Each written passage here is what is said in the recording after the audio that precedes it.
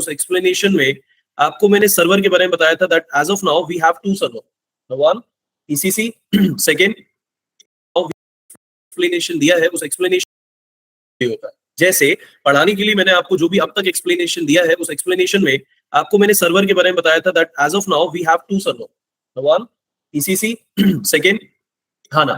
हमारा सर्वर क्या है? हाना। हमें ईसीसी के बारे में जानकारी जरूरी नहीं है क्योंकि कोई कंपनी अब आपको ईसीसी के लिए हायर नहीं करेगी, राइट? लेकिन आज भी अगर मैं स्टूडेंट से पूछूं the difference between ECC and HANA, तो आप उससे पूछ सकते हो या बता सकते हो जो हमारी क्लासेस होंगी। But as of now ECC क्या है ये समझाना थोड़ा मुश्किल होता है कंपनीज में। इसीलिए ट्रेनिंग इंस्टीट्यूशन में जो मैं आपको आज बताने जा रहा हूं वो तुम्हारे लिए अगले 20 से 25 साल जब तक तुम्हारा वर्किंग प्रोफेशन है तब तक तुम्हारे लिए ये डेटा सबसे इंपॉर्टेंट रहेगा related to SAP. Okay, alert होकर समझने की कोशिश करो, अगर नहीं समझ में आया तो स्किप कर दो। क्या? दैट ओवरऑल जो तुम्हारी जर्नी है वो सिर्फ दो है एसएपी की, ECC and HANA, that ERP central component and HANA high performance analytic appliances. समझने में अब तक हमारी जनरेशन में थोड़ा सा गैप है कि जिसे मैं एक्सप्लेन करने वाला हूं टेक्निकली। क्या सर? दो सर्वर थे ईसीसी एंड हाना, राइट? लेकिन आज मैं इसे जो डेवलपमेंट मैंने पढ़ाए थे R1 R2 R3 R4 आज मैं उसे गलत करूंगा। दैट व्हाट यू अंडरस्टैंड है कि गलत करेंगे मतलब गलत करेगा मतलब आपको उसकी रियल हायरार्की में आज एक्सप्लेन करने वाला हूं। कंपनी में आप इतना जानते हैं enough. R1 developed in 1970s, then R2 77, R3 1992 and 2015 में हाना। लेकिन यहां पे क्वेश्चन रुक जाते हैं। कंपनी में एज अ एंड यूजर काम करोगे, well and good. As a associate काम करोगे, again good. As a consultant काम करोगे, अगेन गुड। ये थ्योरी तब तक कंफर्टेबल। जब आप किसी प्रोजेक्ट में काम करने जा रहे हो तो प्रोजेक्ट में इतने थ्योरी से काम नहीं चलता। Okay, as a good consultant always knows everything. क्या? सब कुछ जानने के लिए जिस स्टोरी को मैं आपको एक्सप्लेन कर रहा हूं विद अ लिंक, एक लिंक मैंने आपको शेयर की है एज अ प्रैक्टिकली मैं आपको सिर्फ उसे एक्सप्लेन करने वाला हूं, तो जरा ध्यान से देखो और बिल्कुल अलर्ट होकर समझेंगे। यहां पर मैंने आपको एक हायरार्की दिखाई है, ठीक है? This is the modern hierarchy जिसमें आपको सारी पिक्चर क्लियर हो जाएगी आज की क्लास में। क्या है ईआरपी? किसने बनाया? क्या है एसएपी? किसने बनाया? क्यों बनाया? रिलेशन क्या है? ये सब आज कंक्लूड होगा। कंक्लूड होने में सबसे पहले स्क्रीन पे देखो ईआरपी क्या होता है, मैंने आपको एक्सप्लेन कर दिया। ERP means what? वापस मैं रिवाइज कर रहा हूं। ईआरपी एक एप्लीकेशन सॉफ्टवेयर है जो खुद बिजनेस नहीं करेगा, वो कंपनीज को अपने प्लेटफॉर्म पे बिजनेस कराता है। ठीक है, फिर से लैंग्वेज में कंपेयर करो। Amazon अपने वेबसाइट पे, अपने साइट्स पे दूसरे कंपनीज के प्रोडक्ट को सेल करता है, सिंपल। ठीक है, वैसे ही ईआरपी मार्केट में अलग अलग तरह के डेवलपमेंट्स के साथ बिजनेस करता है और अपना रेवेन्यू जनरेट करता है। बट यहां पर एक कंपनी आती है 70s में। पहली बार अर्ली 70s में एक कंपनी फाइंड आउट की जाती है, डेवलप की जाती है, जिसे एसएपी कहा गया। ठीक है, एक पहली कंपनी जो डेवलप हुई 1970s में, right? As of now Tally, Baan, Oracle ये सब पहले से काम कर रहे थे। एसएपी वो कंपनी है जिस कंपनी ने पहला वर्जन लॉन्च किया, जिसे मैं वर्जन का कह रहा हूं, उसे हमारी लैंग्वेज में डेवलपमेंट कहते हैं। ठीक है, थोड़ी दिन पहले हम लोगों ने, थोड़े दिन नहीं, कल की क्लास में हम लोगों ने R1 पढ़ा था। R1 क्या होता है, R1 कैसे काम करता है, ये सब हम रीड कर रहे हैं। ठीक है, तो पहले just give me a second.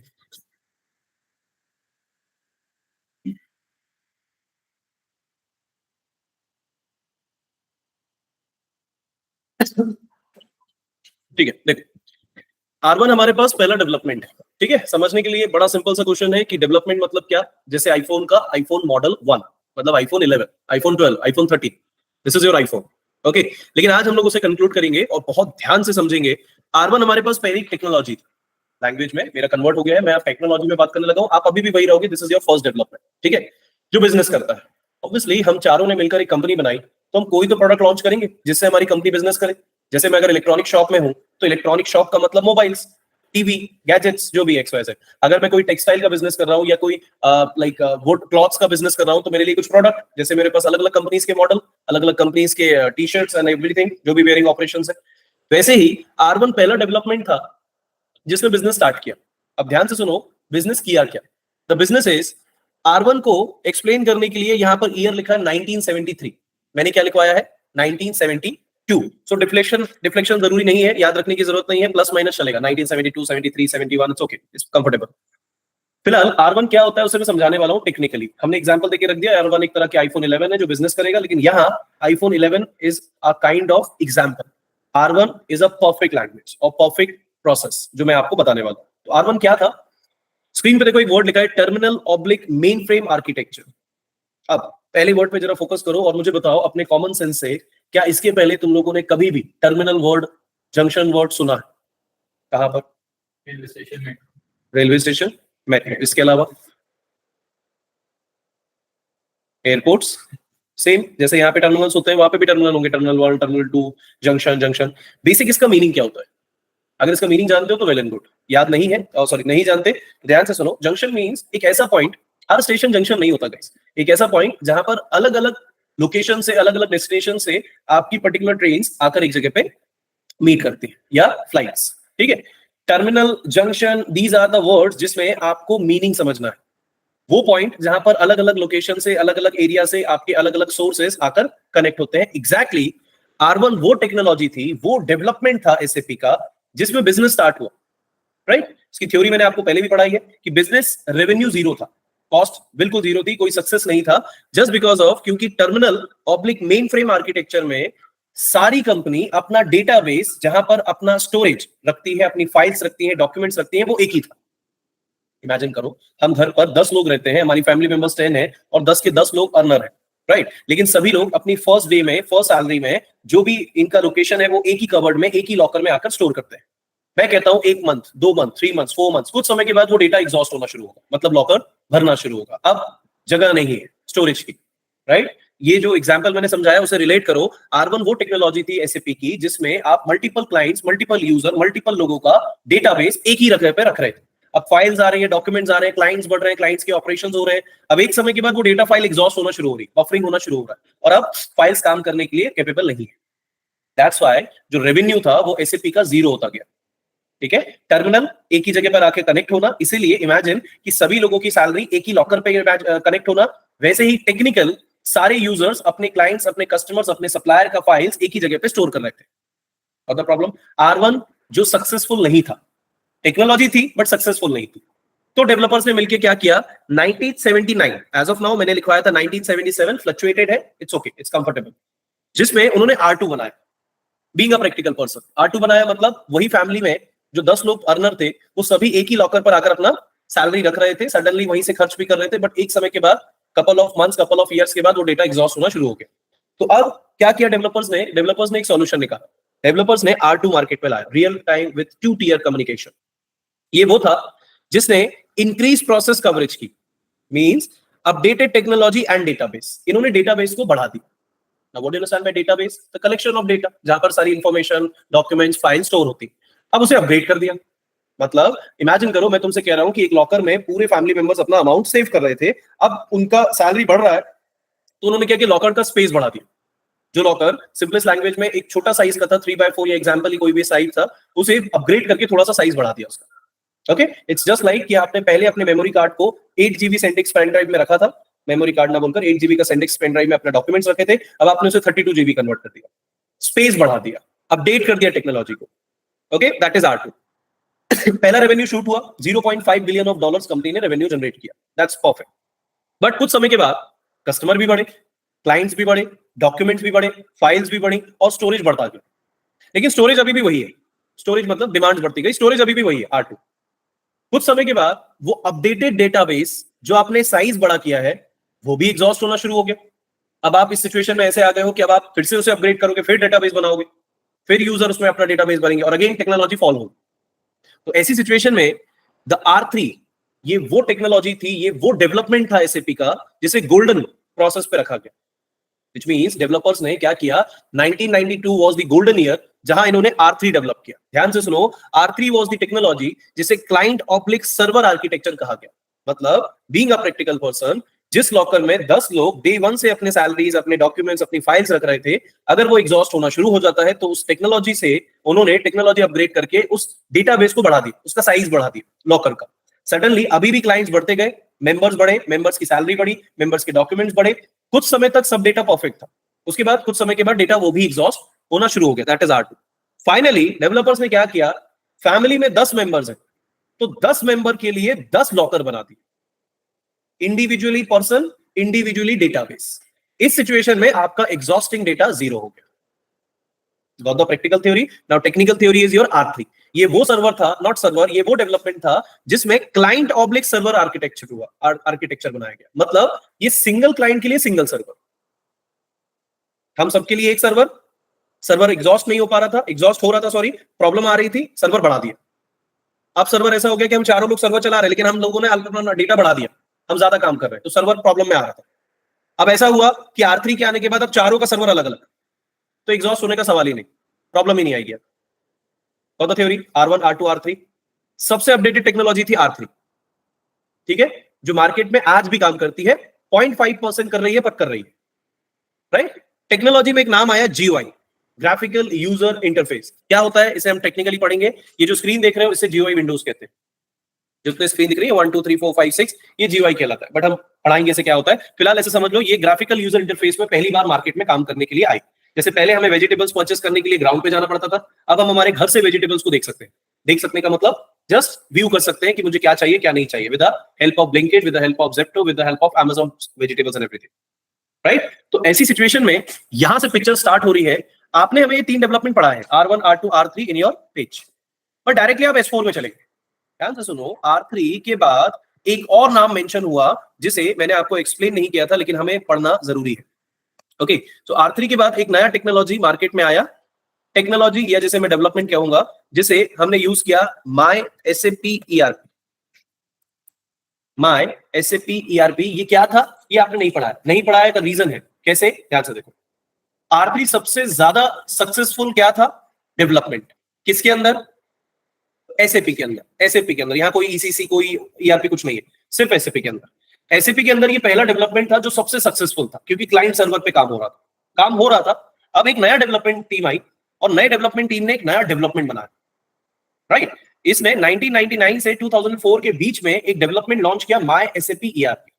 ध्यान से सुनो, R1 था, R1 सक्सेसफुल नहीं था, R2 आया, R2 था, R2 सक्सेसफुल नहीं था, R3 आया। तो R3 के बाद MySAP ERP आया नहीं, MySAP ERP ने कुछ किया नहीं, MySAP ERP ने R3 को नेम्ड दे दिया, उसका नाम बदल दिया। Now the R3 has renamed by MySAP ERP is ECC. Now what do you understand by ECC server? So this is your ECC server. Okay, R3 को ही ECC कहा जाता है, that's why मैंने R3 के सामने लिखा ये ECC सर्वर का डेवलपमेंट है।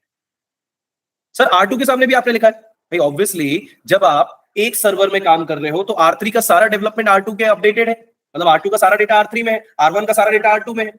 तो जब R3 का नाम ECC है तो डेफिनेटली R2 और R1 का भी नाम ECC कहलाएगा। Practically it was wrong, but theoretically ये हो सकता है। मैं 5th क्लास में जो था, मैं 10th क्लास में हो सकता है मेरा स्ट्रक्चर बदल गया, लेकिन मेरा नाम, मेरा डेजिग्नेशन, मेरी क्वालिटी अभी भी वही है। Exactly R3 was the rename by MySAP ERP। MCQs के सबसे इंपॉर्टेंट क्वेश्चंस, फाइट ऑफ जो भी तुम्हारे गवर्नमेंट एग्जाम्स होते हैं उसमें अगर SAP एग्जाम्स है तो सबसे इंपॉर्टेंट क्वेश्चंस होते हैं, who has give the name of ECC to R3? That you have 4 options and the right answer will be MySAP ERP was the development जिसने R3 को ECC कहा। ठीक है, ये वो था जो एक तरह का डेवलपमेंट जरूर था, लेकिन इस डेवलपमेंट ने किया क्या, उसके फैक्ट सुनो।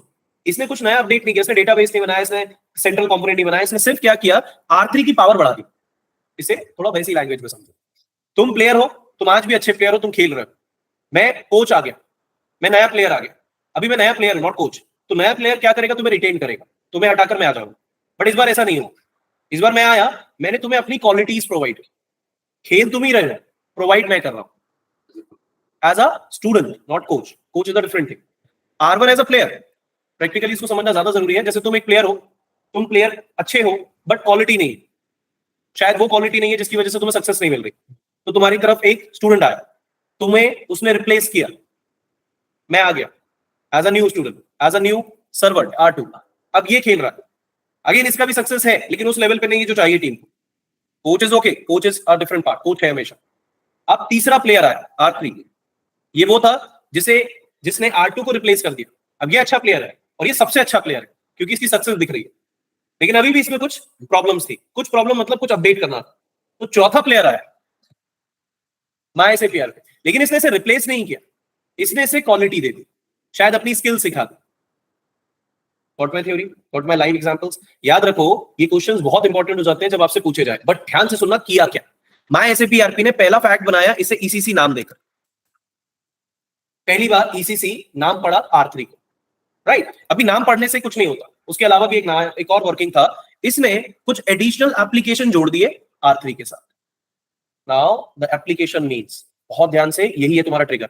हमारे पास 4 बड़े एप्लीकेशन होते हैं मार्केट में, जिसे शायद तुमने सुना है और डेफिनेटली सुना होगा। फिलहाल ईसीसी नाम देने के बाद इसने एप्लीकेशन, माय एसएपी ईआरपी ने क्या किया, ईसीसी नाम देने के बाद इसने 4 एप्लीकेशन जोड़े।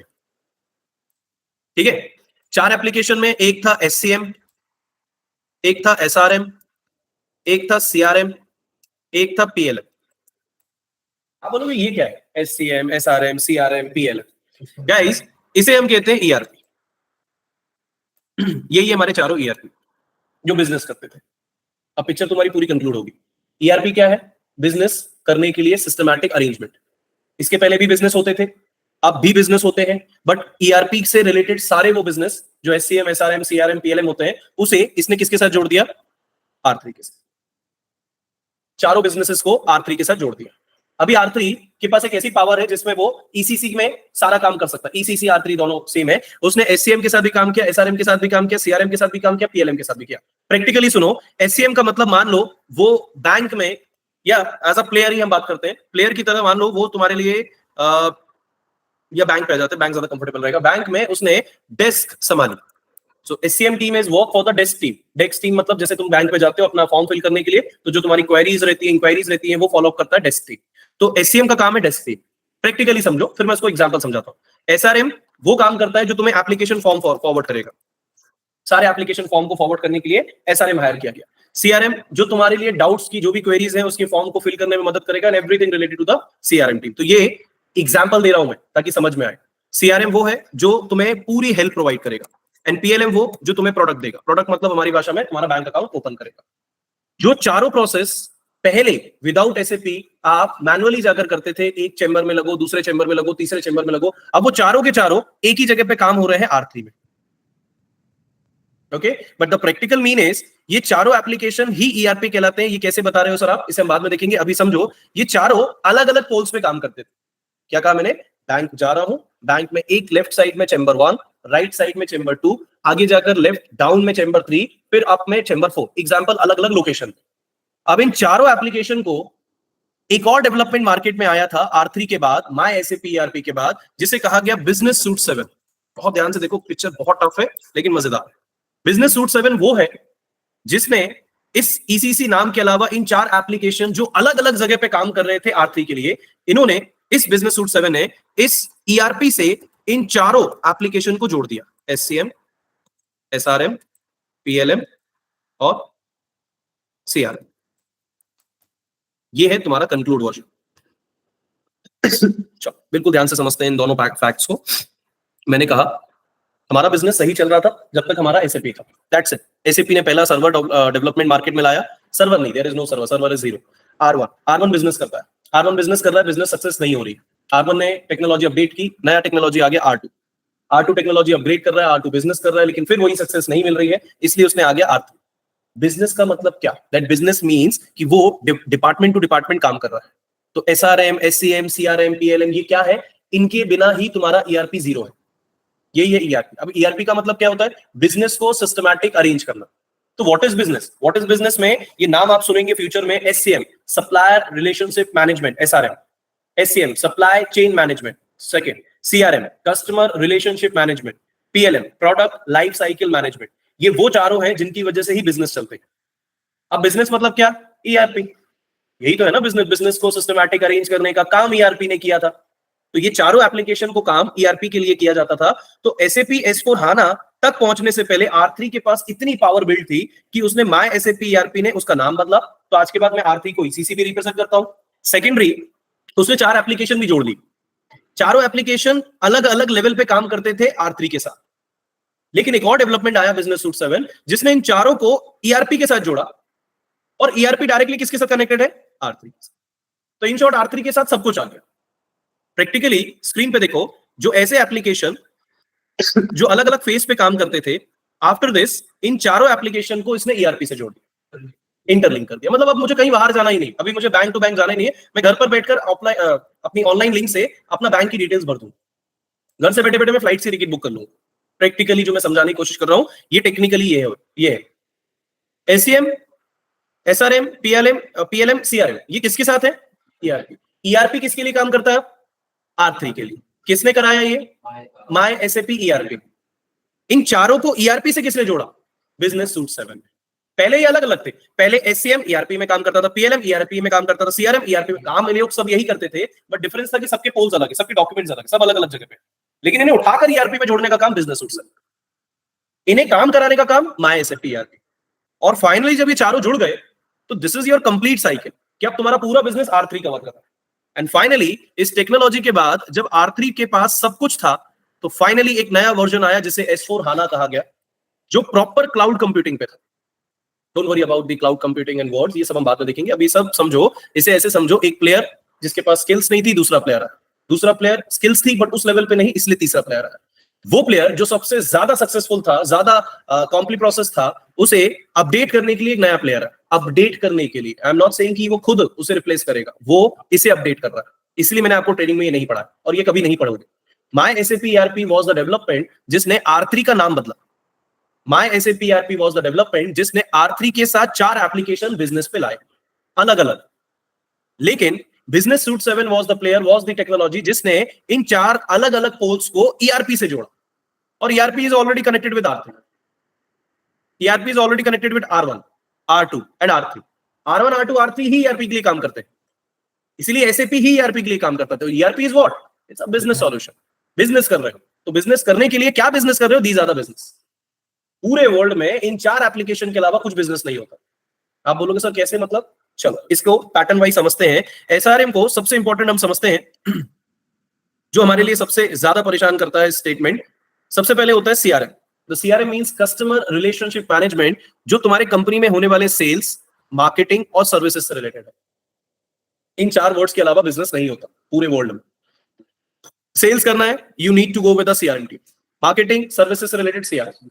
Supply chain management, procurement networks, production networks, distribution networks, planning, organisation, execution of supply process, ये सब SCM का काम है। अब जो चीज तुम्हें समझ नहीं आ रही है, जो तुम प्रैक्टिकली सुनते हो, ये टेक्निकल। प्रैक्टिकल मतलब बैंक में जाकर अकाउंट ओपन करना। तो अकाउंट ओपन करने से पहले बैंक के बारे में पता भी तो होना चाहिए। तो बैंक का पता होना मतलब सेल्स डिपार्टमेंट, वो आपको मार्केटिंग कर करके दिखाएगा कि देखो ये है, देखो हमारा बैंक नया ओपन हुआ है, नई ब्रांच हुई है। बैंक पे करते क्या हो? नेटवर्क जनरेट करते हो, टेक्निकली नेटवर्क जनरेट करते हो। प्रैक्टिकली समझो कि हम बैंक में काम करते हैं। क्या काम करते हैं डजंट मैटर, बहुत कुछ काम कर सकते हैं। बैंक अकाउंट ओपन कर सकते हैं, बैंक में इन्वेस्ट कर सकते हैं, फंड्स बना सकते हैं, वो सब इस नेटवर्क्स के अकॉर्डिंग होता है। अगर पैसा डिस्ट्रीब्यूट नहीं करोगे तो नेटवर्क्स काम नहीं करेगा, अगर समझा रहा है तो। ठीक है, इसके बाद आता है प्रोडक्ट लाइफ साइकिल मैनेजमेंट। पूरे कंपनी में जो भी तुम व्हीकल चलाते हो, 2 व्हीलर चलाते हो, 4 व्हीलर चलाते हो, पार्ट्स यूज करते हो, वो सब प्रोडक्शन से रिलेटेड है। बिना प्रोडक्शन के कुछ भी नहीं है ना। This is all about the production teams. So वो सब PLM का काम होता है। SRM सबसे इंपॉर्टेंट, सबसे स्मूथ, सप्लायर रिलेशनशिप मैनेजमेंट। जो भी तुम मटेरियल से रिलेटेड काम करते हो, TV, fridge, washing machine, LEDs, mobiles and everything related to the materials, ये सब प्रोक्यूर करने का काम SRM का।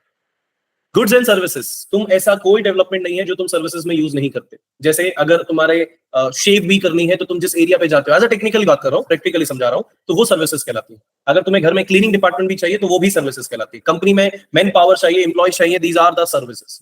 The requirements, determination of ordering to payment, जो पेमेंट्स करते हो related to the online payments and everything, order to cash, order to pay, P2P, procure to पे, ये सब साइकिल्स SRM की। और समझो ये सारे प्रोडक्ट जो काम कर रहे हैं वो सब किससे मर्ज्ड है?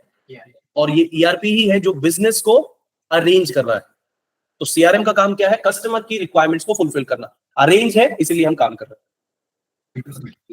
It's business to process, it's business, it's B2B, business to process and business to pay cycle, P2P, process to pay cycle, हर तरह की साइकिल इसी में यूज की जाती है। ठीक है, और स्टोरी में सबसे इंटरेस्टिंग फैक्ट ये है कि ERP इज फाइनेस्ट एप्लीकेशन जिसमें ये चारों एप्लीकेशन काम करते हैं। सो ERP किससे कनेक्टेड है? किससे कनेक्टेड है? ERP डायरेक्टली कनेक्टेड है आपके इस माय SAP ERP से, और इसे उठाकर जोड़ दिया गया ERP से, मतलब चारों एप्लीकेशन को ERP से मर्ज कर दिया। और ERP ही तो हम बना रहे हैं। We are here to run the ERP's application, मतलब SAP चला रहे हो मतलब ERP चला रहे हो। और अब इन पांचों टेक्नोलॉजी के अलावा एक नया टेक्नोलॉजी आया है जो इससे भी अपडेटेड है, that is S4 HANA with the cloud computing, with the ChatGPT, AI generation and everything is in the S4. So ये है वो साइकिल जो हमें एटलीस्ट पता होना चाहिए। ठीक है, अब आराम से इसे अपने लैंग्वेज में पहले लिखो और जहां कंफ्यूजन है 1 by 1 पूछो, क्योंकि ये डेटा पूछा जाएगा। बहुत सारी चीजें अभी ओरली में नहीं बता पाऊंगा। As a cloud, what do you understand by cloud computing नहीं पता, इसलिए ड्रॉप कर दो। सब ऐसे समझ लो, जो 9th क्लास में तुम्हारी स्मार्टनेस थी वो तुम 11th क्लास में आ चुके। तो जो काम तुम पहले SAP ACC में करते थे, अब वो S4 HANA में कर रहे हो। दैट्स प्रैक्टिकली अभी से ऐसे याद रखो, क्योंकि समझाने के लिए मेरे पास बहुत कुछ है। बट अभी समझो कि तुम चलना